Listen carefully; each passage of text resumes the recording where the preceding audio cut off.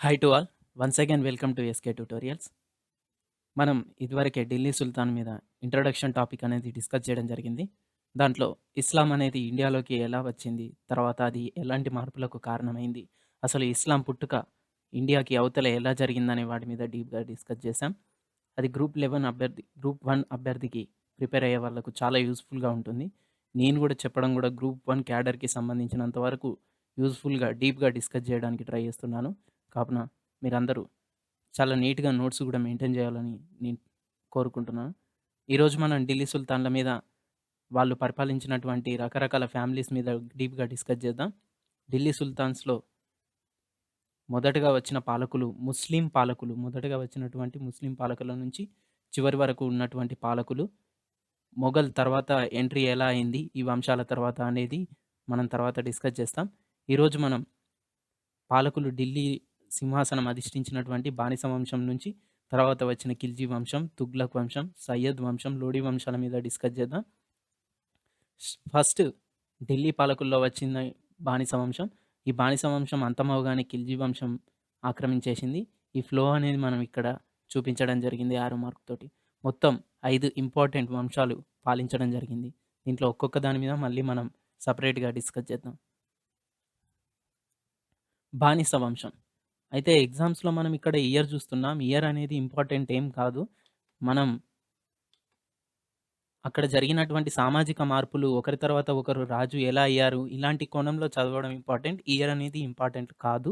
కాకపోతే మీకు అవగాహన ఉండాలి హిస్టరీలో ఏ సంవత్సరంలో జరిగింది, తర్వాత ఎలాంటి పరిణామాలు చోటు చేసుకున్నాయి అనే ప్రాతిపదికన నేను మీకు ఇయర్ మెన్షన్ చేయడం జరుగుతుంది. ఇక్కడ బానిస వంశాన్ని స్టార్ట్ చేసింది కుతుబుద్దీన్ ఐబక్. తర్వాత ఇందులో ఇంపార్టెంట్ రాజుల గురించి మనం డిస్కస్ చేస్తాం. మొత్తం నలుగురు ఇంపార్టెంట్ రాజులున్నారు. కుతుబుద్దీన్ ఐబక్ గానివ్వండి, ఇల్టుట్మిష్ గానివ్వండి, రజియా సుల్తానా గానివ్వండి, గియాజుద్దీన్ బాల్బన్ అయినా గానివ్వండి. ఇప్పుడు ఒక్కొక్కరి గురించి ఇండివిడ్యువల్‌గా డిస్కస్ జేయడానికి మనం ట్రై చేద్దాం. కుతుబుద్దీన్ ఐబక్. ఈయనే బానిస వంశ స్థాపకుడు. అసలు ఈయన స్టార్టింగ్‌లో మహమ్మద్ గోరికి బానిసగా ఉండేవాడు. మహమ్మద్ గోరి ఇండియాను ఆక్రమించినటువంటి ఒక రాజు. మహమ్మద్ గోరి ఈయనకు బానిసగా ఉండేవాడు. సైనికుడిగా తరైన్ యుద్ధాలలో పాల్గొన్నాడు.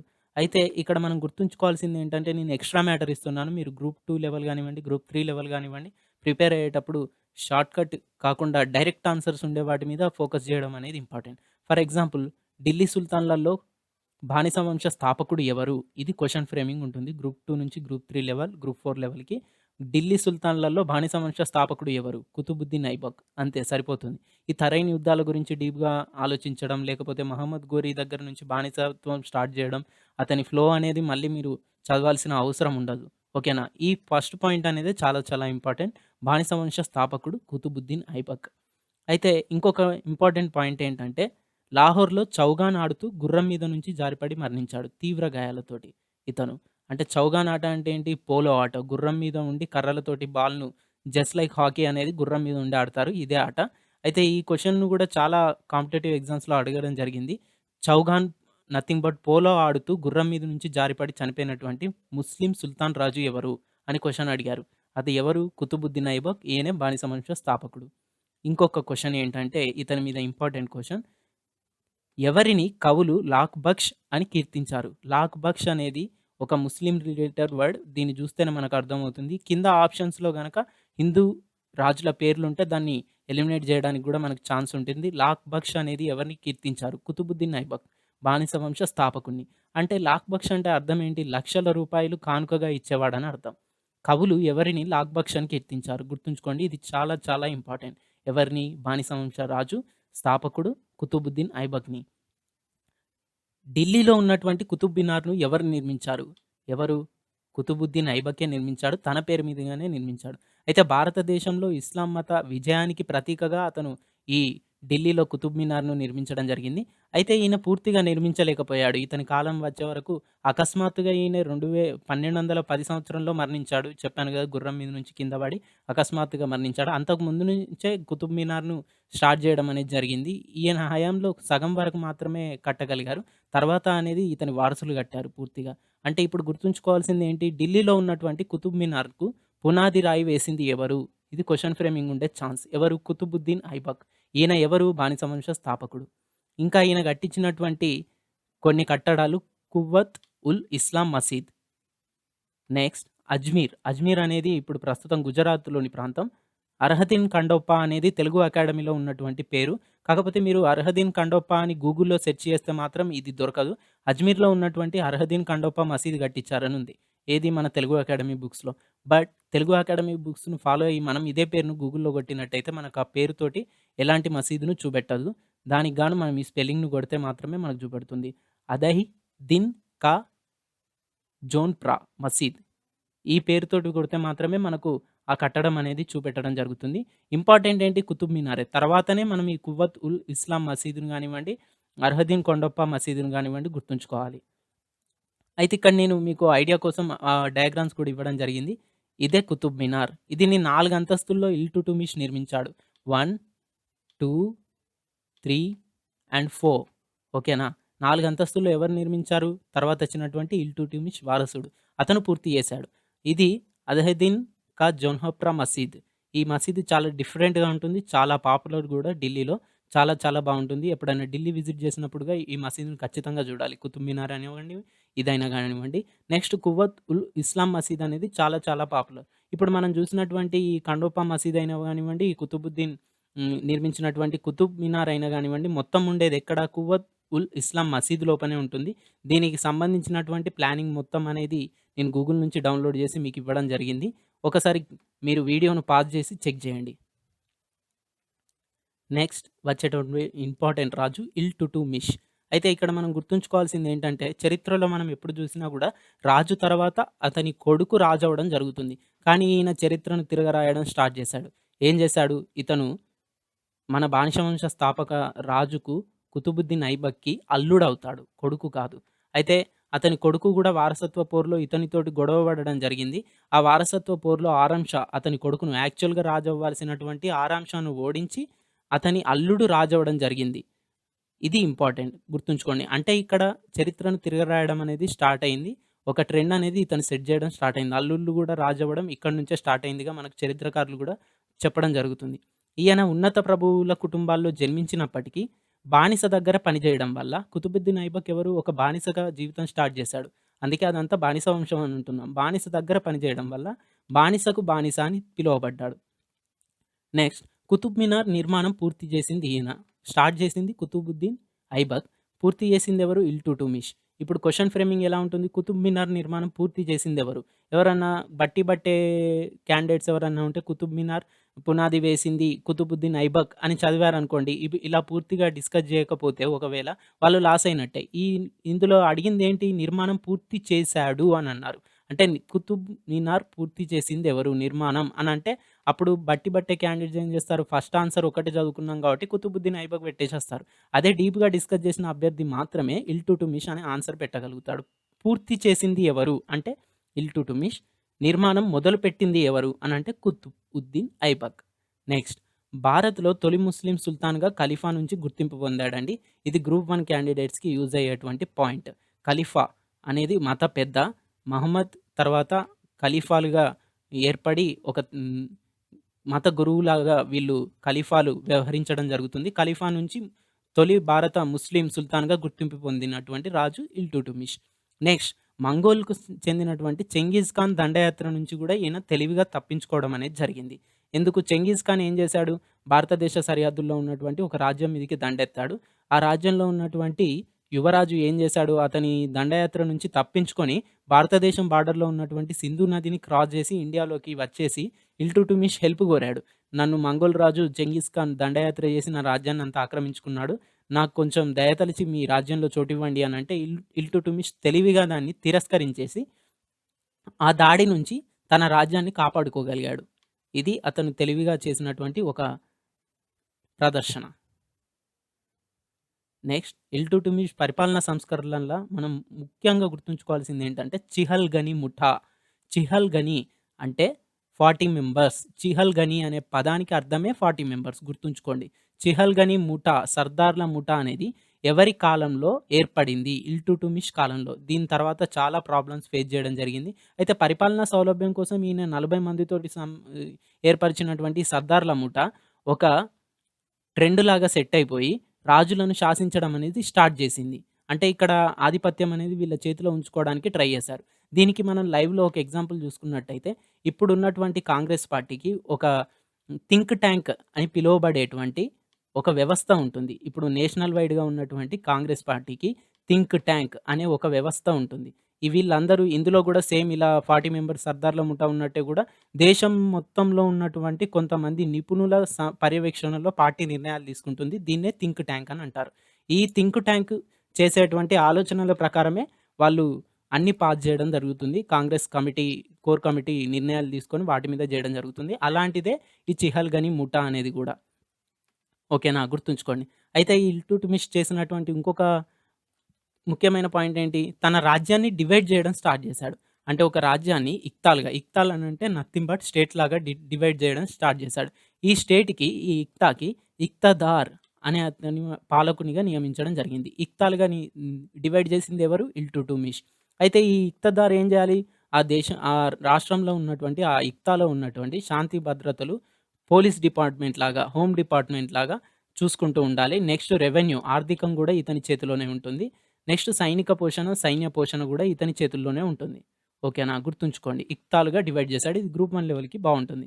నెక్స్ట్ గ్రూప్ 2 క్యాడర్ దాంకా చూసుకున్నట్టయితే ఈ చిహల్‌గని ముఠా వరకే సరిపోతుంది. చిహల్‌గని ముఠాను ఏర్పాటు చేసినటువంటి ముస్లిం సుల్తాన్ ఎవరు? ఇల్టుట్మిష్. అయితే రజియా సుల్తానా నెక్స్ట్ వచ్చేటువంటి ఇంపార్టెంట్ రాణి రజియా సుల్తానా. ఇక్కడ మనం క్వెషన్ ఫ్రేమింగ్‌లో చాలా చాలా ఇంపార్టెంట్ పాయింట్ ఏంటంటే, భారతదేశ చరిత్రలోనే మొట్టమొదటి మహిళా పాలకురాలు ఎవరు? ఇది చాలా చాలా ఇంపార్టెంట్. యూపీఎస్‌సి కండక్ట్ చేసినటువంటి చాలా ఎగ్జామ్స్‌లో గూడా అడగడం జరిగింది. ఒక యూపీఎస్‌సే గాదు, చరిత్రకు సంబంధించి కాంపిటీటివ్ ఎగ్జామ్సే గాకుండా కొన్ని టీవీ షోలల్ల, క్విజ్ షోలల్ల గూడా ఈ పాయింట్ అడగడం జరిగింది. For example Amitabh Bachchan conduct చేసేటువంటి షో అయినా గానివ్వండి, లేకపోతే ఇక్కడ తెలుగులో నాగార్జున కండక్ట్ చేసేటువంటి షోలైనా గానివ్వండి, ఈ ప్రతి షోలో అడగడం గూడా జరిగింది. గుర్తుంచుకోండి. భారతదేశ చరిత్రలోనే మొట్టమొదటి మహిళా పాలకురాలు రజియా సుల్తానా. ఈమె తర్వాతనే మన దగ్గర కాకతీయుల రాణి రుద్రమాదేవి రావడం జరిగింది. రుద్రమాదేవి ఎవరు? సౌత్‌లోని తొలి మహిళ. బట్ ఎంటైర్‌గా నార్త్, సౌత్ కంపేర్ చేసుకుంటే ఫస్ట్ లేడీ రూలర్ ఎవరు? రజియా సుల్తానా. అయితే ఇక్కడ చిహల్‌గని ముఠా గురించి నేను ఇంతకుముందే చెప్పాను. వీళ్ళు రాజులను కూడా శాసించే స్థాయికి ఎదిగిపోయారు ఇల్టుట్మిష్ కాలంలో ఏర్పాటు చేసినప్పటికి అని చెప్పాను. ఈ చిహల్‌గని ముఠా ఏం చేసింది? లేడీయే గదా! మన చేతిలో ఉంటుంది. మనం చెప్పినట్టు ఇంటుంది అని అనుకుంది. బట్ వీళ్ళని ఒప్పించాడు. చిహల్‌గని ముఠాను కూడా ముందు ఇల్టుట్మిష్ ఒప్పించాడు. కానీ వీళ్ళు చేసే చౌకబారు నిర్ణయాలను ఈమె తిప్పికొట్టేసి, అలా జేయడం తప్పు. నా స్వతంత్రంగా నేను నిర్ణయాలు తీసుకుంటా అని వాళ్ళకి వ్యతిరేకంగా జేయడం జరిగింది. వాళ్ళ ఆధిపత్యాన్ని తగ్గించడానికి తురుష్కేతరులు అంటే వాళ్ళ వ్యవస్థకు సంబంధించినటువంటి వాళ్ళు కాకుండా, క్యాస్ట్‌కు, మతానికి సంబంధించినటువంటి వాళ్ళు కాకుండా, అధికారాన్ని గొప్ప గొప్ప వాళ్ళు ఎవరైతే తెలివైన వాళ్ళుంటారో వాళ్ళను మతం ప్రాతిపదికన, కులం ప్రాతిపదికన కాకుండా తురుష్కేతరులకు గూడా ఇవ్వడం స్టార్ట్ చేసింది ప్రాధాన్యం అనేది. అయితే యాకుత్ ఖాన్ అనే పర్సన్‌కి ఈయన తురుష్కేతరుడు. అంటే తురుష్క తెగకు సంబంధించిన వాడు కాదు. అతనికి అశ్వికా దళం మీద హెడ్‌గా నియమించింది. అశ్వికా దళం అంటే నథింగ్ బట్ మొత్తం గుర్రాలను నడిపేటువంటి సైన్యానికి హెడ్‌గా నియమించింది. దీని మీద గూడా చాలా పుకార్లొచ్చాయి ఆ రోజులలో. చరిత్రను డీప్‌గా డిస్కస్ చేసేటప్పుడు మనకు కొన్ని కొన్ని సతీష్ చంద్ర లాంటి బుక్స్‌లో మనకు ఆధునిక చరిత్రకారుడైనటువంటి సతీష్ చంద్ర లాంటి బుక్స్‌లో ఇలాంటి పాయింట్స్ ఇంట్రెస్టింగ్‌గా అనిపిస్తాయి. ఎందుకనంటే ఈ యాకుత్ ఖాన్‌కును అలాగే రజియా సుల్తాన్‌కి గూడా అక్రమ సంబంధం అంటగట్టే స్థితికి పుకార్లు గూడా ఆ రోజుల్లో చరిత్రలో మనకు అవుపడుతూ ఉంటాయి. ఇలా బయటి వాళ్ళకు ప్రిఫరెన్స్ ఇవ్వడం వల్ల ఈ థింక్ ట్యాంక్, ఈ మన చిహల్‌గని ముఠా కు వ్యతిరేకత అనేది ఈ రజియా సుల్తానా మీద ఎక్కువైపోయింది. అంటే ఫర్ ఎగ్జాంపుల్ ఆ రోజులలో ఇందిరాగాంధీ మీద గూడా థింక్ ట్యాంక్ ఇలానే ఆలోచించింది. ఇందిర ఒక లేడీ మనం చెప్పినట్టు వింటుంది అని అనుకుంది. ఆనాటి కాంగ్రెస్‌కి సంబంధించింది. కానీ ఏకుమేకై కూర్చొని వాళ్ళనే తన దారిలోకి తెచ్చుకుంది ఇందిర. కాంగ్రెస్‌కి సంబంధించిన థింక్ ట్యాంక్‌ను మొత్తం తన చేతిలోకి తెప్పించుకుంది. గుప్పెట్లోకి తెప్పించుకుంది. అలానే ఈమె గూడా చేసేదేమో, కానీ ఒక తిరుగుబాటు జరిగింది. ఆ తిరుగుబాటులో ఏమైందంటే ఈ యాకుత్ ఖాన్‌ను చంపేయడం జరిగింది. హత్య చేయడం జరిగింది. ఈమెను భటిండాకు వెళ్ళినప్పుడు, ఈ భటిండా ఎక్కడుంటుంది? పంజాబ్‌లో ఉండేటువంటి ఒక ప్లేస్. భటిండా వెళ్ళినప్పుడు ఇక్కడుంది భటిండా. భటిండా వెళ్ళినప్పుడు అక్కడ పాలకుడు అల్తూనియా అరెస్ట్ చేశాడు. అరెస్ట్ చేసి జైల్‌లో వేసేసాడు. అల్తూనియా అక్కడి గవర్నర్. యాక్చువల్‌గా ఈమె కిందే పని చేయాలి. కానీ ఇక్కడ చిహల్‌గని ముఠా అభ్యర్థులతోటి ఇతను కూడా చేతులు కలిపి ఈమెను బంధించేయడం జరిగింది. బట్ ఈమె ఒక ఒప్పందం చేసుకొని రాజ్యాన్ని తన చేతికి దక్కించుకోవాలని ఇది నిన్ను పెళ్లి చేసుకుంటాను. మనిద్దరం కలిసి ఈ ఢిల్లీకెళ్ళిపోదాం. ఢిల్లీ నుంచి రూల్ చేద్దామని ఒక అగ్రీమెంట్ చేసుకుంటుంది. ఆ అగ్రీమెంట్ ప్రకారం ఈమె అల్తూనియాను మ్యారేజ్ చేసుకుంటుంది. బట్ ఢిల్లీకెళ్ళి అక్కడున్నటువంటి చిహల్‌గని ముఠాను నామరూపాలు లేకుండా జేయాలని ఈమె ప్లాన్ అక్కడున్నటువంటి చిహల్‌గన ముఠా సభ్యులకందరికీ తెలిసిపోతుంది. ఈ 40 మంది సభ్యుల ముఠాకి. అయితే వాళ్ళేం జేస్తారు, దీన్ని తిప్పికొట్టాలి అనే ఉద్దేశంతోటి దారిలోనే బందిపోట్లతోటి వీళ్ళని చంపించేస్తారు. అల్తూనియా చనిపోతాడు. తనతో పాటుగా రజియా సుల్తానా గూడా మరణించడం జరుగుతుంది. ఇది చాలా ఇంపార్టెంట్, గుర్తుంచుకోండి. Razia Sultana. First important point ఏంటి గుర్తుంచుకోవాల్సింది? భారతదేశ చరిత్రలోనే మొట్టమొదటి మహిళా పాలకురాలీమె. గుర్తుంచుకోండి. అయితే 'ఇల్టుట్మిష్‌కు' బాయ్స్ గూడా ఉన్నారు. అబ్బాయిలు గూడా ఉన్నారు. పెద్దవాళ్ళున్నారు. ఈమె కంటే చిన్నవాళ్ళు గూడా ఉన్నారు. బట్ మొదటి కుమారుడు చనిపోతాడు యుద్ధంలో. రెండో కుమారుడు తాగుబోతు, వ్యసనపరుడు. అతనికి రాజ్యం అప్పగించినప్పుడు ప్రజల్ని సరిగ్గా చూసుకోలేడనే ఉద్దేశంతోటి లేడీకి గూడా అతను రాజ్యం ఇవ్వడం జరుగుతుంది. అతని కాలంలోనే అల్లుడు పాలించడం అనేది ఒక ట్రెండ్ అయితే, ఒక లేడీకి రాజ్యం అప్పగించడం, అది గూడా ముస్లిం పాలకులు ఒక లేడీకి రాజ్యాన్ని అప్పగించడం అనేది అదొక ట్రెండ్ సెట్టింగ్‌గా మనం జెప్పుకోవచ్చు. ఇలాంటివన్నిటే మన సౌత్‌కైనా గానివ్వండి, నార్త్‌కైనా గానివ్వండి ఎంతోమంది మహిళా పాలకులు రావడానికి ఊతమిచ్చినటువంటి పాయింట్. నెక్స్ట్ 'గియాజుద్దీన్ బాల్బన్' ఈయన నెక్స్ట్ వచ్చేటువంటి ఇంపార్టెంట్ పర్సన్. అయితే యాక్చువల్‌గా ఈయనే నీరు మోసే కూలీగా జీవితం ప్రారంభించాడు. గుర్తుంచుకోండి. నీరు మోసే కూలీగా ఇప్పుడు మన టీఎస్‌పీఎస్‌సీ కండక్ట్ చేసే ఎగ్జామ్‌లో అడిగే ఛాన్స్ ఉంది. నీరు మోసే కూలీగా జీవితం ఆరంభించి సుల్తాన్ అయినటువంటి ఢిల్లీకి సుల్తాన్‌గా అయినటువంటి రాజు ఎవరు? పర్సన్ ఎవరు? గియాజుద్దీన్ బాల్బన్. బాల్బన్ గుర్తుంచుకోండి పేరొక్కటి. గియాజుద్దీన్ అనేది అవసరం లేదు. ఈజీగా ఉంటుంది. బాల్బన్ అని గుర్తుంచుకోండి.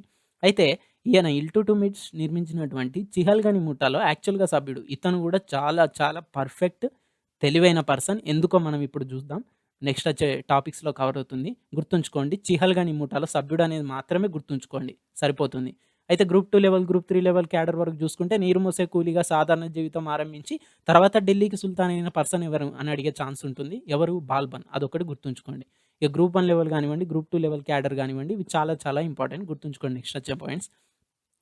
అయితే రజియా సుల్తానా సోదరుడు అంటే 'ఇల్టుట్మిష్' కొడుకే. చిన్న కొడుకు అందరికంటే. నా ఉద్దేశ్యం ఏంటంటే రజియాకు తమ్ముడవుతాడు. సోదరుడు అనంటే చిన్న కొడుకు. రజియాకు తమ్ముడవుతాడు. అయితే ఈయన సుల్తాన్ నాసిరుద్దీన్ మహ్మూద్. నాసిరుద్దీన్ అనే పాయింట్ గుర్తుంచుకోండి సరిపోతుంది. రజియా సోదరుడు 'ఇల్టుట్మిష్' చిన్న కొడుకు నాసిరుద్దీన్. నాసిరుద్దీన్ కొలువులో పనిచేశాడు. చిహల్‌గని ముఠా తర్వాత రజియా సుల్తానా అయిపోయిన తర్వాత నాసిరుద్దీన్ వస్తాడు. నాసిరుద్దీన్ రాజు అయితాడు. చిహల్‌గని ముఠాని నిల్చోబెడుతుంది. అయితే ఈ సుల్తాన్‌కు ఈయన ఫేవర్‌గా ఉంటాడు. బాల్బన్ అనేవాడు ఫేవర్‌గా ఉంటాడు. తన కూతుర్నిచ్చి వివాహం చేసినట్టుగా ఉంటుంది. తెలుగు అకాడమీ బుక్స్ ప్రకారం ఈ సుల్తాన్‌కు మన గియాజుద్దీన్ బాల్బన్ కూతుర్నిచ్చి వివాహం చేసినట్టు ఉంటుంది. అయితే 'సతీష్ చంద్ర'లో దీనికి విరుద్ధంగా ఉంటుంది. ఏమనుంటుంది? సుల్తాన్ కూతురుతో ఇక్కడ తెలుగు అకాడమీలో ఈ ఈ బాల్బన్ ప్రత్యేకతలు గుర్తించి రాజు సుల్తాన్ మన నాసిరుద్దీన్ తన కూతురినిచ్చి వివాహం చేసినట్టుగా ఉంటుంది. కానీ ఒక్కసారి మనం పాయింట్ ఆఫ్ వ్యూలో కరెక్ట్‌గా ఆలోచించినట్టయితే, ఈయన 'ఇల్టుట్మిష్' చిహల్‌గని ముఠాలోనే సభ్యుడిగా ఉన్నాడని చెప్పుకున్నాం. 'ఇల్టుట్మిష్' కాలంలోనే. అతను మరణించాడు. తర్వాత అతని కూతురొచ్చింది. తర్వాత గియాజుద్దీన్ మన నాసిరుద్దీన్ వచ్చాడు. అంటే ఏజ్‌లో ఎంత లేదన్నా చూసుకున్నట్టయితే 45 ఇయర్స్ ఉంటుంది. మళ్ళీ మనం చెప్పుకోవడం ఏం చెప్పుకుంటున్నాం ఇక్కడ? రజియాకు తమ్ముడవుతాడు నాసిరుద్దీన్ వరుసలో అని అన్నాం. అంటే ఇతనికంటే ఎంత చిన్నవాడై ఉండాలి. మళ్ళీ అతనికి కూతురు గూడా. అంటే ఈ కూతుర్ని మళ్ళీ ఈ పెద్దవానికిచ్చి పెళ్లి చేశాడనన్ను. అంటే ఇది అచ్చు తప్పుగా నేను భావిస్తున్నాను తెలుగు అకాడమీలో ఉన్న దాని ప్రకారం. కానీ మనం చదివేటప్పుడు మాత్రం ఇలానే చదువుకోవాలి. ఎందుకంటే తెలుగు అకాడమీనే మనం ఫాలో కావాలి కాబట్టి టీఎస్‌పీఎస్‌సీ ఎగ్జామ్ లెవెల్ క్యాడర్‌కి. బట్ సెంట్రల్ లెవెల్ క్యాడర్‌కి ప్రిపేర్ అయ్యేటప్పుడు మాత్రం తిప్పి రాయాల్సి ఉంటుంది. ఏమని? ఈ గియాజుద్దీన్ బాల్బనే తన కూతుర్ని నాసిరుద్దీన్‌కిచ్చి వివాహం చేశాడు. ఇది 'సతీష్ చంద్ర' బుక్ ప్రకారం మనం ప్రాక్టికల్‌గా ఆలోచిస్తే రైట్ ఆన్సర్. నెక్స్ట్ సుల్తాన్ అతని కుమారులకు విషప్రయోగం గూడా చేసినట్టుగా ఉంది. ఎవరు? ఈ గియాజుద్దీన్ బాల్బన్ ఈ నాసిరుద్దీన్‌ను అతని కుమారులకు విషం ఇచ్చి చంపేశాడట. ఎందుకు? రాజ్యాన్ని తన చేతిలోకి తెచ్చుకోవడానికి. చంపేసి తర్వాత రాజ్యాన్ని ఆక్రమించుకున్నాడట. నెక్స్ట్ భారత్‌లో రక్షణ శాఖ ఏర్పాటు చేసిన తొలి రాజు. గుర్తుంచుకోండి. ఇండియా మొత్తంలోనే 'సతీష్ చంద్ర' బుక్ ప్రకారం ఇది చెప్పేది. ఇండియా మొత్తంలోనే రక్షణ శాఖ ఏర్పాటు చేసిన రక్షణ శాఖ అంటే ఏంటి? Home department. అంటే సైనిక వ్యవస్థ కోసం ఒక శాఖ, దానికో మినిస్ట్రీ ఏర్పాటు చేసింది ఎవరు? ఇండియా మొత్తంలోనే బాల్బన్. ఓకే. ఆయన పాటించినటువంటి ఇంకొక కొన్ని ఇంపార్టెంట్ పరిపాలనా సంస్కరణలు ఇవి గ్రూప్ 1 లెవెల్ వాళ్ళకు చాలా చాలా ఇంపార్టెంట్‌గా ఉంటాయి. గ్రూప్ 2లో గూడా అడిగే ఛాన్స్ ఉంది. గ్రూప్ 3లో గూడా. ఏంటి అవి? చీహల్ ముఠాను పూర్తిగా నిర్మూలించేసిండు. దారుణంగా. ఎలా అంటే అవసరమైతే ఎవరన్నా తిరగబడిన వాళ్ళుంటే వాళ్ళను చంపించేసే స్థితికి గూడా తీసుకొచ్చేసాడు. చంపించేయడం గూడా జరిగింది. చిహల్‌గని ముఠాను నామ రూపాలు లేకుండా చేసేసిండు. ఎందుకు? ఇతను గూడా 'ఇల్టుట్మిష్' కాలంలో మనం ఏం జెప్పుకున్నాం? చిహల్‌గని ముఠా సభ్యుడని జెప్పుకున్నాం. తర్వాత రజియా సుల్తానాను ఎదిరించాడని జెప్పుకున్నాం. చిహల్‌గని ముఠా మొత్తం తిరగబడిందని జెప్పుకున్నాం. అంటే ఇక్కడేంటి? సుల్తాన్ పదవికే ఈ చిహల్‌గని ముఠా ఎసరు బెడుతుందని అందులో ఉన్న సభ్యుడు గాబట్టి ఇతనికి తెలిసింది. తర్వాతైనా గూడా వీళ్ళిలాగే ప్రవర్తించి, నా సింహాసనానికి పోటు పొడిచే ఛాన్స్ ఉందని ఆలోచించి, ఈ చిహల్‌గని ముఠాను ఆ సభ్యుడిగా ఉన్నప్పుడు ఒకప్పుడు సభ్యుడిగా ఉన్న ఆ చిహల్‌గని ముఠానే నామరూపాలు లేకుండా చేసేసాడు. ఎవరు? బాల్బన్. అయితే ఈయన గూఢచారులను గూడా నియమించాడు. చాలా గూఢచారుల మీద ఆధారపడినటువంటి రాజు. చాలా మందిని నియమించేసి ప్రతి శాఖలో గూఢచారులను నియమించేసి వాళ్ళు ఏమనుకుంటున్నారు నా గురించనేది మొత్తం మ్యాటర్ సేకరించి ఎవరైనా తిరగబడే ఛాన్స్ ఉన్నదని గూఢచారి చెప్పినట్టయితే క్రూరంగా చంపేసేవాడు బాల్బన్. నెక్స్ట్ ఈయన ఏమనుకున్నాడంటే భూమిపై రాజు అనేవాడు భగవంతుని నీడగా భావించాడు. అంటే రాజు అనేవాడు గాడ్ యొక్క షాడో అని నమ్మినటువంటి ఢిల్లీ సుల్తాన్ కింగ్ ఎవరు? ఎవరు? బాల్బన్. గుర్తుంచుకోండి పాయింట్. నెక్స్ట్ ఖడ్గం ధరించినటువంటి రంగరక్షకులు చుట్టూ ఉండేవారు. బాడీగార్డ్స్. ఎప్పుడు ఈయన బయటికెళ్ళినా గూడా రాజు అనేవాడు దర్పంగా ఉండాలి. చాలా పవర్‌ఫుల్ పర్సన్ లాగా ఉండాలి. ఎవరు చూసినా వణికిపోవాలి. భయంతోటి, గౌరవంతోటి ఉండాలి అనే పర్సన్ ఆలోచించినటువంటి ఈయన ఎప్పుడు చుట్టూ గూడా ఆయన అంతఃపురం దాటి బయటికెళ్ళినప్పుడు ఖచ్చితంగా చుట్టూ గూడా బాడీగార్డ్స్ కత్తులు పట్టుకొని ఉండేవాళ్ళట. నెక్స్ట్ ఈయన ఫేస్ అనేది గంభీరంగా అవుపడడానికి, పవర్‌ఫుల్‌గా అవుపడడానికి ఈ గౌరవంగా ఉండడానికి ఏం చేశాడు? మందును గూడా మానేశాడు. ఏ పర్సన్ మానేశాడు? మొహం అనేది గంభీరంగా అవుపడడానికి పలువురికి మందు మానేసినటువంటి ఢిల్లీ సుల్తాన్ ఎవరు? బాల్బన్. ఇవి గ్రూప్ 1 క్యాడర్‌కి చాలా ఇంపార్టెంట్ పాయింట్స్ ఇవన్నీ. నెక్స్ట్ అయితే ఈయన 2 పద్ధతులు ప్రవేశపెట్టాడు. పర్షియాలో ఉండేటువంటి ఆఫ్ఘన్ పద్ధతులు ఇలాంటివన్నీ. ఏంటి అవి? సాష్టాంగ నమస్సులు. సాష్టాంగ నమస్సులు అంటే భూమి మీద మొత్తం వెల్లకిలా పడుకొని హ్మ్. కాళ్ళు, చేతులు స్ట్రెయిట్ లైన్‌లాగుంచి దండం పెట్టడం. నెక్స్ట్ పాదాన్ని ముద్దాడడం, అలాగే సింహాసనాన్ని ముద్దాడడం లాంటి పద్ధతులు ప్రవేశపెట్టాడు. ఎవరు? బాల్బన్. అంటే ఇక్కడ గొప్పవాళ్ళు గూడా ఉంటారు. ప్రఖ్యాతికి చెందినటువంటి తెగల వాళ్ళు గూడా ఇతని దగ్గర పనిచేస్తూ ఉంటారు. అంటే రాజు ఆస్థానంలో ఉండేటువంటి అధికారులు.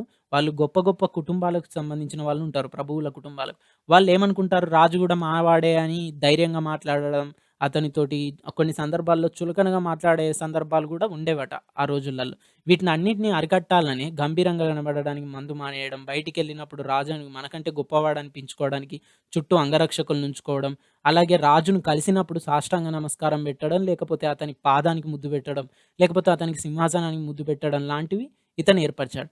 అయితే ఇక్కడ మనం గుర్తుంచుకోవాల్సిన ఇంకొక పాయింట్ ఏంటంటే, ఈ సాష్టాంగ నమస్కారాలు పెట్టడం, పాదాలను ముద్దాడడం ఇది షరియా ప్రకారం విరుద్ధం. షరియా అనేదేంటి? ముస్లిం మత గ్రంథం. అంటే ఇతనొక ముస్లిం రాజైనప్పటికీ దానికి విరుద్ధమైన వాటిని గూడా ఆచరించాడు. ఎందుకు? రాజుకొక గొప్పతనం ఉండాలి. నార్మల్ పర్సన్‌లాగా అందరూ చూడొద్దనే ఉద్దేశ్యంతోటి ఇలాంటి పద్ధతులు ప్రవేశపెట్టాడు. అయినా గూడా మెంబర్స్ తోటి ఆస్థానంలో ఉన్నటువంటి మెంబర్స్ తోటి ఎలాంటి వ్యతిరేకత గూడా వ్యక్తం గాలేదు. గుర్తుంచుకోవాల్సిందేంటి? రాజు దగ్గర సాష్టాంగ నమస్కారాలు పెట్టడం, నెక్స్ట్ పాదాన్ని ముద్దాడడం, నెక్స్ట్ సింహాసనాన్ని ముద్దాడడం లాంటి పరిపాలనా సంస్కరణలు ప్రవేశపెట్టిన రాజు ఎవరు? బాల్బన్ గుర్తుంచుకోండి. నెక్స్ట్ మంగోళ్ళ దాడిలో బాల్బన్ కొడుకు చనిపోయిండు. ఈ బాధను తట్టుకోలేక బాల్బన్ గూడా 1287లో చనిపోయిండు. గుర్తుంచుకోండి. మంగోలుల దాడి అనేది ఇప్పుడు మొత్తం మనం చదివే బానిస వంశమైనా, ఖిల్జీ వంశమైనా, తుగ్లక్‌ల వంశమైనా ఊకే రిపీట్ అవుతూ ఉంటుంది. వాళ్ళ వల్ల కొన్ని యుద్ధాలు గూడా జరిగాయి. మెయిన్ యుద్ధాలు. ఈ మంగోలులు అనేవాళ్ళు ఎప్పుడూ దాడి చేస్తూనే ఉంటారు. మనం గూడా చెంగిస్ ఖాన్ గురించి ఇంతకుముందు తెలుసుకున్నాం కొంచెం. ఈ మంగోలుల దాడి నుంచి కాపాడబోయి రాజ్యాన్ని బాల్బన్ కుమారుడు చనిపోతాడు. అయితే ఈ బాల్బన్ కుమారుడు చనిపోయిన తర్వాత ఆ కుమారుని యొక్క కొడుకు అంటే బాల్బన్‌కి మనుమడవుతాడు. అతన్ని రాజుగా నియమించి చనిపోతాడు. నా తర్వాత తదనంతరం ఈ రాజ్యానికి రాజు కైకుబాద్ అవుతాడు అని ప్రకటించేసి 1287లో చనిపోతాడు. 1286లో అతని కొడుకు చనిపోతాడు. ఈ బాధను తట్టుకోలేక ఒక సంవత్సరం లోపే కొడుకంటే అతనికి చాలా చాలా ఇష్టం. ఒక సంవత్సరం లోపే మంచం పట్టేసి తను కూడా చనిపోతాడు. అయితే ఈ కైకుబాద్ ఈ బాల్బన్ యొక్క మనవడు రాజ్యానికచ్చేసిన తర్వాత ఇతన్ని హత్య చేసి నెక్స్ట్ వంశం అనేది ఆవిర్భవిస్తది. అంటే ఇక్కడితోటి బానిస వంశం అనేది అంతమవుతుంది. కైకుబాది ఎవరు? బాల్బన్. కైకుబాద్ ఎవరు? బానిస వంశంలో చివరి రాజు. గుర్తుంచుకోండి. సీక్వెన్స్‌లో అడిగే ఛాన్స్‌లుంటాయి. చాలా ఎగ్జామ్స్‌లో సీక్వెన్స్‌లో అడుగుతున్నారు. ఫస్ట్ ఎవరు? కుతుబుద్దీన్ ఐబక్, తర్వాత ఇల్టుటుమిష్, తర్వాత రజియా సుల్తానా, తర్వాత ఇంపార్టెంట్ పర్సన్ బాల్బన్, తర్వాత కైకుబాద్ చిట్ట చివరివాడు. ఈ సీక్వెన్స్‌లు షఫుల్ చేసి వీటిని సీక్వెన్స్‌లో అరేంజ్ చేయండి అని కొన్ని ఎగ్జామ్స్‌లో అడగడం జరుగుతుంది. గ్రూప్ 2 లెవెల్‌లో కూడా ఈ మధ్యలో మనం 2016లో అడిగినటువంటి క్వెషన్ పేపర్‌లో చూసాం. ఇలా సీక్వెన్స్‌లు కూడా అడిగారు రాజులకు సంబంధించినవి. నెక్స్ట్ వచ్చే పాయింట్ ఖిల్జీ వంశం. ఖిల్జీ వంశంలో మనకు ఇంపార్టెంట్‌గా కనిపించే పర్సన్స్ ఇద్దరే ఉంటారు. ఒకరు జలాలుద్దీన్ ఫిరోజ్ ఖిల్జీ, నెక్స్ట్ అల్లావుద్దీన్ ఖిల్జీ. ఈడ గుర్తుంచుకోవాల్సింది ఏంటంటే జలాలుద్దీన్ ఫిరోజ్ ఖిల్జీయే ఖిల్జీ వంశ స్థాపకుడు. Group 2, group 3, group 4 clerk level, SSC level ఏ ఎగ్జామ్ అడిగినా గుర్తుంచుకోవాల్సిన ఫస్ట్ పాయింట్ ఏంటి? ఢిల్లీలో ఉన్నటువంటి ఖిల్జీ వంశ స్థాపకుడు ఎవరు? ఢిల్లీ రాజులలో, సుల్తాన్‌లలో ఖిల్జీ వంశ స్థాపకుడు ఎవరు? జలాలుద్దీన్ ఫిరోజ్ ఖిల్జీ. ఫిరోజ్ అనే పదం గుర్తుంచుకోండి. జలాలుద్దీన్ ఫిరోజ్, ఫిరోజ్ ఖిల్జీ, ఫిరోజ్ ఖిల్జీ. ఎవరు ఈయన? ఖిల్జీ వంశ స్థాపకుడు. అయితే ఈయన కైకుబాదును చిన్న పిల్లాడు అంటే యువరాజు దాదాపుగా ఇగ ఎంత 15-29 మధ్యలోనే ఉండే ఉంటాడు బహుశా. ఈ కైకుబాదును హత్య చేయించి ఇతను రాజవుతాడు ఢిల్లీకి. అంటే ఖిల్జీకి సంబంధించినటువంటి ఖిల్జీ కుటుంబ సభ్యులు, కొంతమంది ప్రభువుల కుటుంబాలు, ఖిల్జీ చరిత్రకు సంబంధించిన వాళ్ళు, ఒక తెగకు సంబంధించిన వాళ్ళందరూ గ్యాదర్ అయ్యి ఈ కైకుబాదును హత్య చేయించి తమ తరపున ఈ ఫిరోజును నిల్చోబెడతారన్నట్టు అక్కడ రాజ్యంలో రాజుగా. అంటే అతనికి ఒక ప్ర ప్రభువుల కుటుంబం నుంచి ఛాన్స్ అనేదుంది. హెల్ప్ అనేది జరుగుతుంది. ఎవరికి? ఫిరోజ్ ఖిల్జీ. బట్ ఈయన 70 ఏళ్ల వయసులో సింహాసనం అధిష్ఠించిండు. కైకుబాదును హత్య చేయించిన తర్వాత 70 ఏళ్ల వయసుల సింహాసనం అధిష్ఠించిండు. అంటే ముసలివాడు. ముసలివాడు ఢిల్లీ సుల్తాన్ అయ్యిండు. ఓకే. గుర్తుంచుకోండి. 70 ఏళ్ల వయసులో సింహాసనం అధిష్ఠించిండు. ఖిల్జీ వంశం మూల పురుషుడు జలాలుద్దీన్ ఫిరోజ్ ఖిల్జీ. ఖిల్జీ వంశ స్థాపకుడు ఢిల్లీలో. ఓకేనా? ఈయన 1290లో అధిష్ఠించి 96లో చనిపోయిండు. ఓకే. అదెలా చనిపోయిండు? అతని అల్లుని చేతిలో చంపబడ్డాడు. దక్షిణాపథంపై దాడులు ఇతని కాలంలోనే స్టార్ట్ అయినాయి. ఓకేనా? దక్షిణాపథం అంటే ఏంటి? కాకతీయులు, మన హొయసలలు, ఈ పక్కకున్నటువంటి దేవగిరి రాజులు వీళ్ళ మీద యుద్ధాలనేవి ఇతని కాలం నుంచే స్టార్ట్ అయిపోయినాయి. చిన్న చిన్నగా స్టార్ట్ అవ్వడం జరిగింది. అల్లావుద్దీన్ ఖిల్జీ చేతిలో ఇతను మరణించాడు. అంటే అతని అల్లుడి, సొంత అల్లుడి చేతిలోనే ఇతని మరణం అనేది జరిగింది. అది ఎలానో ఇప్పుడు మనం కింద చూద్దాం. నెక్స్ట్ వచ్చే టాపిక్‌లో. నెక్స్ట్ వచ్చినటువంటి ఖిల్జీ వంశ రాజులలో స్థాపకుడు ఫిరోజు. నెక్స్ట్ వచ్చే రాజు అల్లావుద్దీన్ ఖిల్జీ. అయితే ఈయన అసలు పేరు గర్షాఫ్ మాలిక్. ఓకే. అసలు పేరు ఇది. ఈయన ఎక్కడ ఉండేవాడు? అయోధ్య పాలకుడు యాక్చువల్‌గా. అయోధ్య గవర్నర్ అనుకోండి. Just like governor. అంటే ఈయన సెంట్రల్ గవర్నమెంట్ కిందే రూల్ చేయాలి. బట్ ఈ అయోధ్యకు ఈయన హెడ్. టాక్స్ కడుతూ రూల్ చేయాల్సి ఉంటుంది. ఈయన అయోధ్య పాలకుడిగా ఉన్నప్పుడు ఏం చేశాడనంటే దక్కన్‌లో దేవగిరి పైన దండెత్తిండు. దక్కన్‌లో ఉన్నటువంటి పెద్ద రాజ్యాలలో దేవగిరి, కాకతీయ ఇవి ఇంపార్టెంట్ రాజ్యాలు. వీటిలో బంగారం అనేది కొన్ని లక్షల నిల్వలలో ఉండేదట. అమీర్ ఖుస్రో రాశాడు. మన తెలంగాణ ప్రాంతం నుంచి ఈ 'ప్రతాపరుద్ర II' నుంచి 1000 ఒంటెల మీద 2 అటో సంచి, ఇటో సంచి బంగారు సంచుల మీద ఢిల్లీకి అనేది బంగారాన్ని సప్లై చేశారని అమీర్ ఖుస్రో రాశాడు 'ప్రతాపరుద్ర II' కాలంలో. అంటే ఎంత బంగారం మన దగ్గర నిల్వలు ఉండాలో చెప్పండి ఆలోచించుకోండి. అలాగే దేవగిరి దగ్గర కూడా చాలా బంగారం నిల్వ ఉండేది. పెద్ద రాజ్యం ఈ దేవగిరి. దక్కన్‌లో ఉన్నటువంటి దేవగిరి రాజ్యం మీద దండెత్తి అక్కడున్న అపార ధనరాశులను తన అయోధ్యకు తీసుకెళ్తాడు. ఆ ప్లేస్‌కెళ్ళిపోయిన తర్వాత ఈ మ్యాటర్ అనేది మన అల్లావుద్దీన్‌కి ఖిల్జీకి తెలుసు. అయితే ఏం చేస్తాడు? ఆ బంగారాన్నంతా ఢిల్లీకి తీసుకురావాలనే ఉద్దేశ్యంతోటి ఇతనే స్వయంగా అయోధ్యకెళ్తాడు. ఇతన్ని కలిసి ఒప్పించి బంగారం తేవడానికి. బట్ ఎక్కువ సైన్యంతోటెళితే, ఎక్కువ సైన్యంతోటెళితే అల్లావుద్దీన్ ఖిల్జీ భయపడి అక్కడి నుంచి పారిపోతాడేమో బంగారం అంతా పట్టుకొని.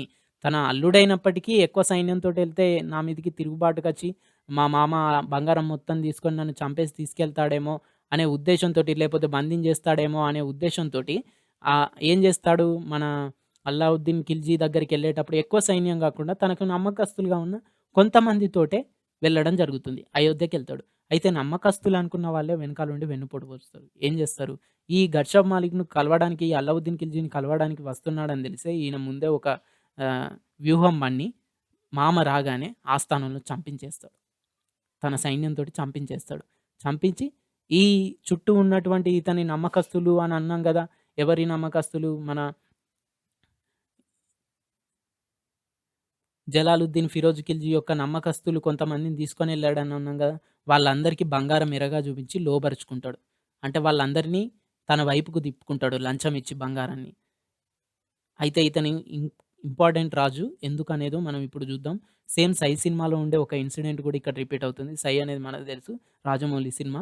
అయితే ఏం చేస్తాడంటే ఈ బంగారం ఎరగా చూపెట్టిన బంగారాన్ని చూపెట్టి వాళ్ళందరినీ తన వైపు తిప్పుకొని ఢిల్లీకి రాజైపోతాడు. ఢిల్లీకెళ్ళిపోతాడు. అయోధ్య నుంచి ఢిల్లీకి షిఫ్ట్ అయిపోతాడు. ఢిల్లీకి రాజైపోయిన తర్వాత ఈ బంగారం ఎరగా చూసి వీళ్ళు నా సైడ్ వచ్చారు.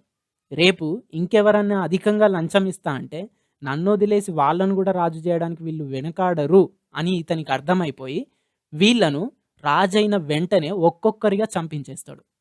రకరకాల కారణాలు చూపెట్టి ఊచకోత కోసేస్తాడు ఒక్కొక్కరిని గూడా. సేమ్ ఇదే ఇన్సిడెంట్ మనం 'సై' సినిమాలో గూడా చూస్తాం. నెక్స్ట్ జలాలుద్దీన్ కాలంలో ఇస్లాం స్వీకరించి ఢిల్లీలో స్థిరపడ్డ 2000 మంది మంగోళ్ళను ఊచకోత కోస్తాడు.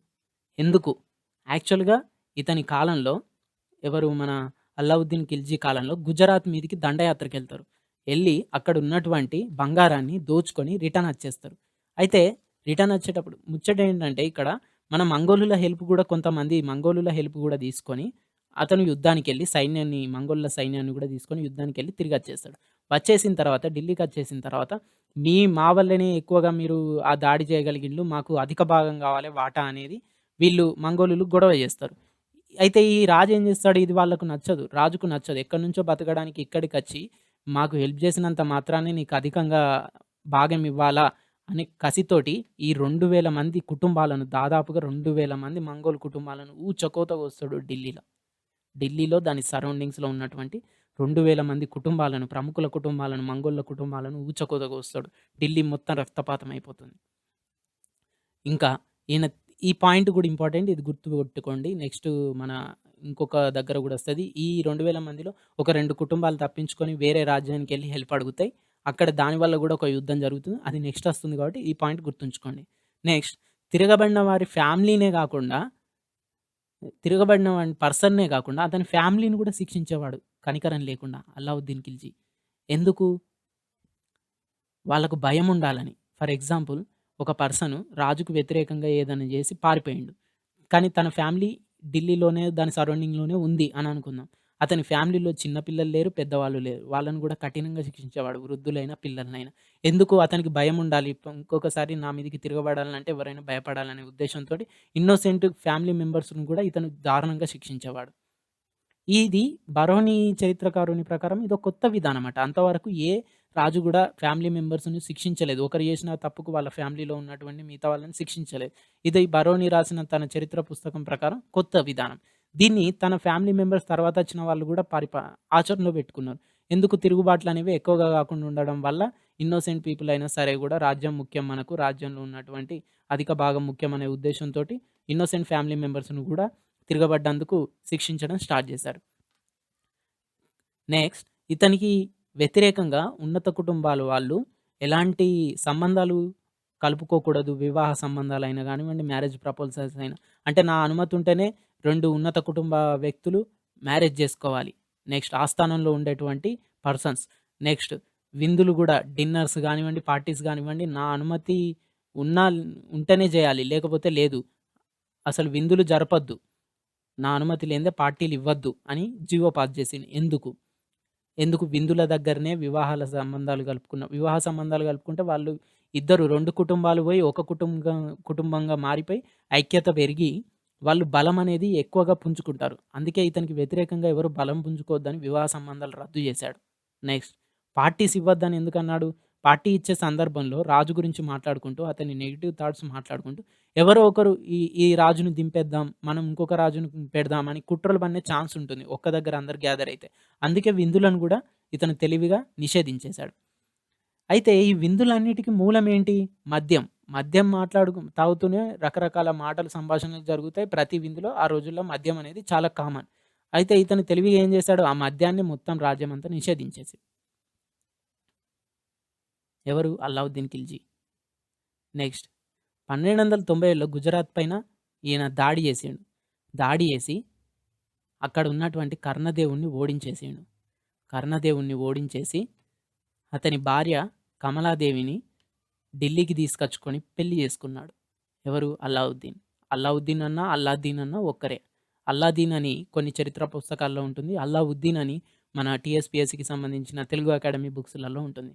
ఎవరు? గుజరాత్ పైన దాడి చేసి కర్ణదేవుడిని ఓడించి అతని భార్య కమలాదేవిని పెళ్లి చేసుకున్నాడు. అయితే ఇక్కడ ఇంకో ఇంపార్టెంట్ విషయం ఏంటంటే అమీర్ ఖుస్రో గురించి వస్తది. ఇక్కడ